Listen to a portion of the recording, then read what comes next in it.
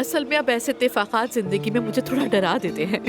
ऐसा भी क्यों ज़ैनब? ऐसा तो फिल्मों में होता है ना, किसी की जिंदगी में कोई अचानक आ जाए, फिर उसकी जिंदगी अचानक से बदल जाए। क्योंकि जिंदगी अभी तक बदली नहीं तो तुम खुशकिस्मत हो। चीयर्स।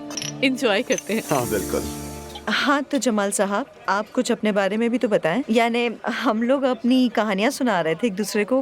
हाँ, आप थोड़ा देर से आए। दरअसल कोई खास कहानी नहीं है मेरी। यूनिवर्सिटी के बाद बस काम। यूनिवर्सिटी नहीं, मेरा मतलब आपकी पर्सनल लाइफ से था। अच्छा, यानी जाती जिंदगी। हाँ। वो भी ज्यादा रंगीन नहीं। दोस्त से मोहब्बत की शादी की। हमारा ख्वाब था कि हमारे बच्चे हों, लेकिन अफसोस कि मेरी बीवी बीमार हो गई। हाँ, हाँ।